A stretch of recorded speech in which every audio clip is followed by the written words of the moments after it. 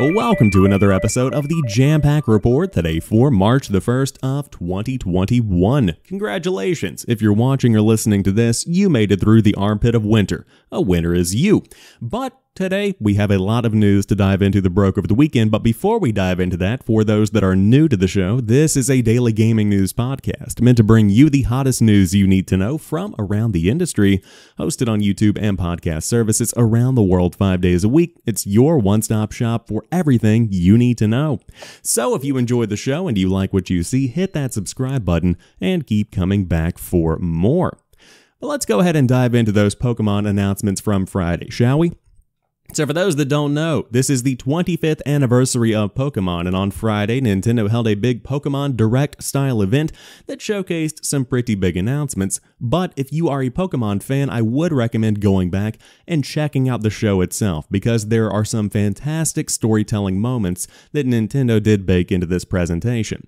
Pokemon is a cultural phenomenon, and it's something that impacted and shaped my generation in a way that nothing else really did. So many of my peers grew up playing Pokemon on Game Boys and Game Boy Advances, and then going on, they started to play on the DS and the 3DS, and now the Nintendo Switch. It is such a very big deal in the grand scheme of society, and Nintendo did a fantastic job of highlighting the cultural impact of this franchise. And so, with a lot of shots showing the original Game Boy, the original games, and kind of walking you through the history of the game and the show and the trading card game, it did a really good job of tying you in emotionally to the world of Pokemon, and that's coming from someone who has never played one of the games for more than 30 minutes to an hour. Just not really my cup of tea personally. But if it is your cup of tea and you're a Pokemon fan, there are some fantastic new games coming for you and some enhancements and whatnot. But first and foremost, Pokemon Legends Arceus. This is the open world Pokemon game that so many people have wanted for such a very, very, very long time. In short, it is Breath of the Wild Pokemon. That's pretty much what you have here. You wander around this world, you collect Pokemon, there are towns and villages and whatnot, and the only negative thing that I have heard people say about this game is that as it stands right now, and again, very early build of the game, it looks a little empty and it doesn't run as well as it could. Because, again, very early build, and on top of that, the Nintendo Switch is at this point getting to be a little long in the tooth. It could definitely use an upgrade. And so we've talked in the past months about a Nintendo Switch Pro potentially coming out. That's something that still could happen. I know the analysts are kind of up in the air as to whether or not that will actually happen in 2021, but it certainly is time for a bit of an upgrade, and I think this could be one of the first games that could really, really benefit from having that additional horsepower of some upgraded specs. But it is a very cool looking game, and if you do want to dive in, there is no release date, but you can probably project it's going to be out within the next year or two. Really cool looking game though. This is again the game that so many people have been wanting for such a long period of time. But there is your logo, and that's exactly what you can expect whenever the game launches at some point in the hopefully near future. Then on top of that, some very big remakes were announced. Pokemon Brilliant Diamond and Shining Pearl have been debuted, and they're going to be coming in late 2021. These are remakes of some big-time classics that a lot of my generation did grow up on. Of course, you can see the originals playing on the big Fat Boy DS here on the promotional video. And again, this is the kind of stuff that I loved from Friday's live stream. But it's nice to see that they're bringing back these classics because, again, for people that were coming to age in the mid-2000s, this was the shit, for lack of a better term. And the art style has changed significantly. I must admit, I've had some friends that were not exactly gung-ho about how the new game looks, but I think for a new generation, this could be a really good entry point and a good way to re-experience some of those foundational experiences that shaped my generation. And I'm looking forward to seeing how this game is received later in the year. Now, again, I do want to reiterate, we are still in the middle of a pandemic. Developers are still feeling the push of working from home around the world. And so I would say anything with a 2021 release date, you should definitely go ahead and set yourself up for at least a bit of a delay. But Nintendo is generally pretty good about releasing stuff on time. Now, when it comes to announcing and then releasing, of course, you can look at Metroid and say, well, that's kind of up in the air. But in terms of late 2021 release timeframes for Brilliant Diamond and Shining Pearl, I think it is realistic, to say the least. And then, of course, we saw new Pokemon Snap, which is bringing back the classic franchise from the Nintendo 64, and it is going to be right at home on the Nintendo Switch. Of course, for those that don't know how this works, the Nintendo Switch effectively acts as a camera, a viewfinder, if you will, into the world of Pokemon, and you go around taking pictures and cataloging all of the Pokemon within various regions in the world of Pokemon. Did I say Pokemon enough in that sentence? I think that I did. This is cool because, again, the return of a Nintendo 64 classic that a lot of people loved, and then on top of that, the Nintendo Switch hardware just lends itself to this kind of experience. You have those gyroscopic controls, you have the HD rumble. It just feels right for this game to be on the Nintendo Switch, and I'm sure it's going to be good when it launches April 30th. We now have a release date. Very cool stuff. Glad to see it. Looking forward to seeing how fans react to it. But if you want to see more, of course, GameSpot has your full rundown, and the Pokemon YouTube channel has everything you need to know. Moving on to some unfortunate yet fully expected news of the day, E3 2021's live event has been canceled.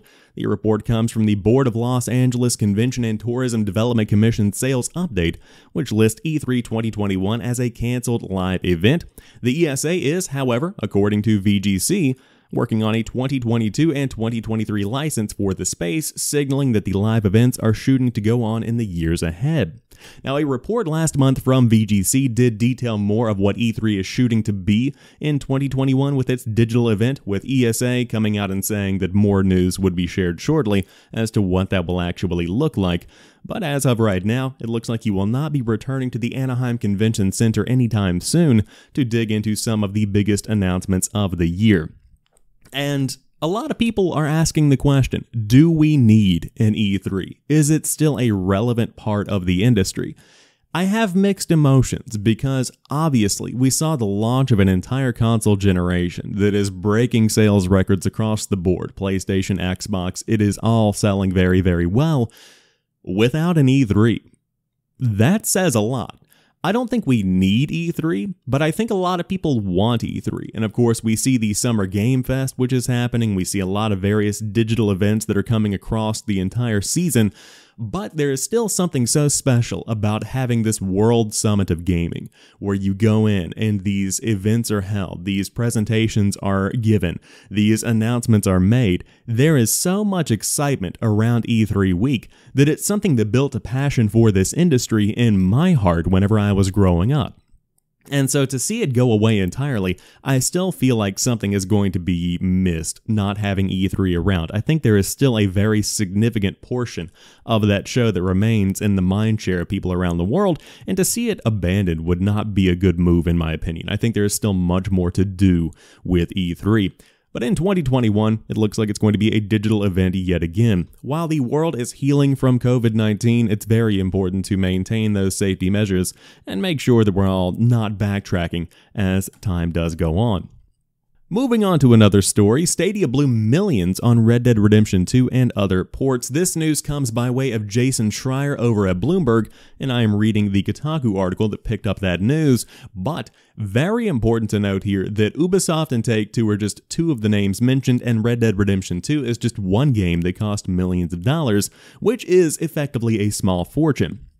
This is a very big story because it shows Google's missteps going into how we have seen Stadia crumble over the course of the past year or year and a half.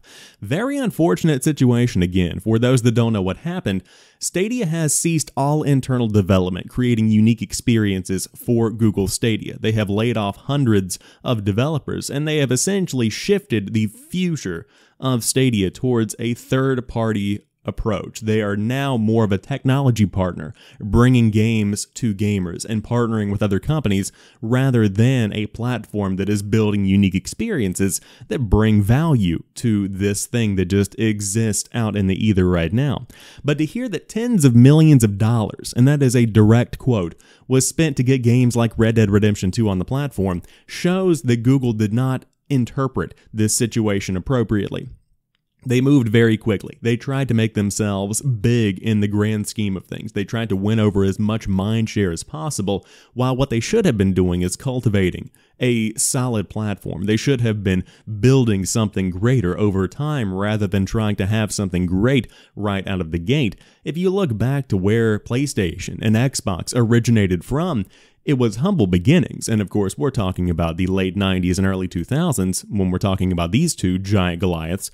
But when you look at Stadia, there is so much potential for that same kind of momentum and that same kind of cultural and gradual shift to happen in a very much so shorter amount of time if the technology is where it should be.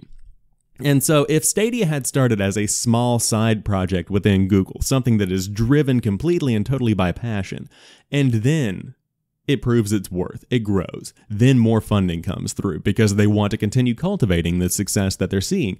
And so then that continues to grow that service, and more people subscribe, more games want to be on the platform, and they will pay to be on the platform. And then you see the snowball effect continue to come time and time again, and you could have seen Stadia become something much greater, and it could have been just as big as Google wanted it to be if it had been handled appropriately. But that's not what happened. So Stadia blew tens of millions of dollars gaining access to games like Red Dead Redemption 2. Of course, if you do want to see the entire article, it is up on Bloomberg. I've linked the Kotaku version down below if you do want to check that out.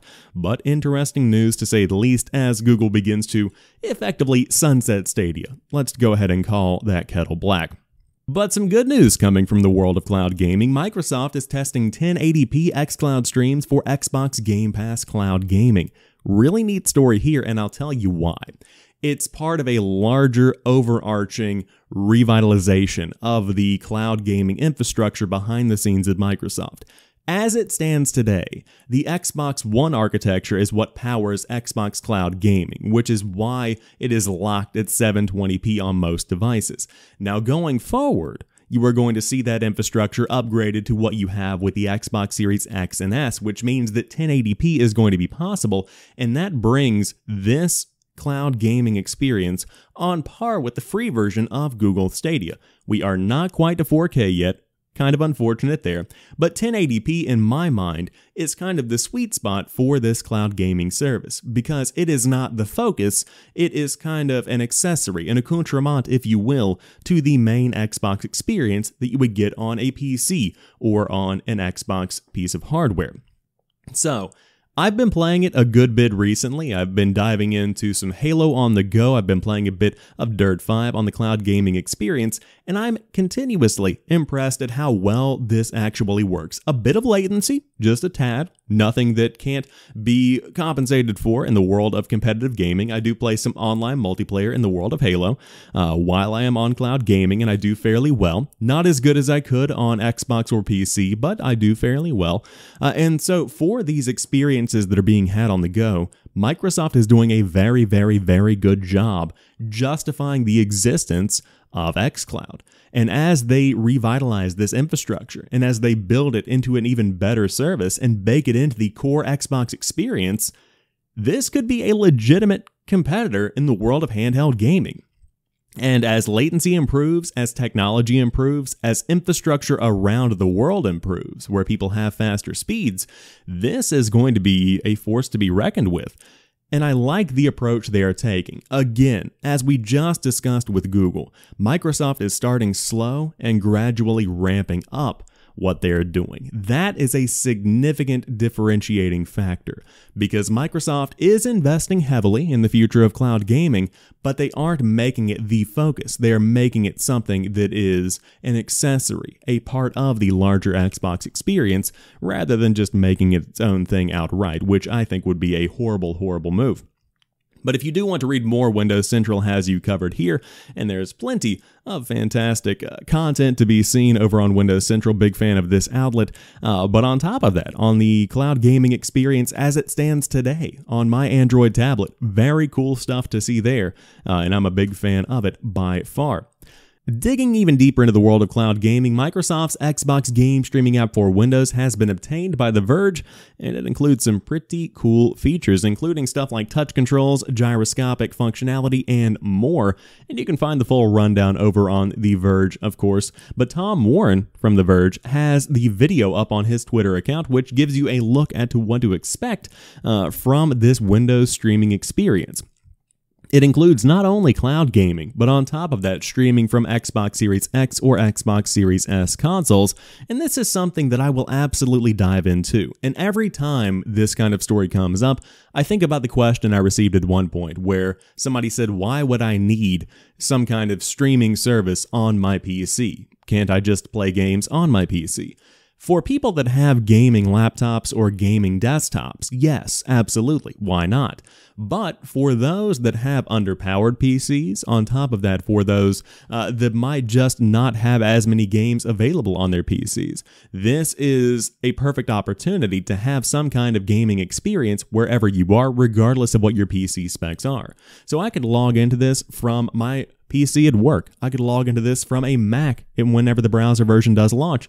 Speaking of that browser version, I can log into the iOS version of this application and start enjoying games that way. So there is plenty to do here in the world of xCloud, and there is plenty of utility in the world of xCloud, and I'm looking forward to diving into it when the games and the functionality do end up launching. But the time frame for this has to be at some point very, very soon, and I tweeted this out last night, but some kind of announcement has to be coming, because there have been so many leaks, so many discussions had, there have been so many pieces of news. Just come out, get ahead of it, and let us know when this is happening. And I think back to the tease that the official Halo Twitter account put out just a couple of weeks ago that discussed the new place to play, a new way to play.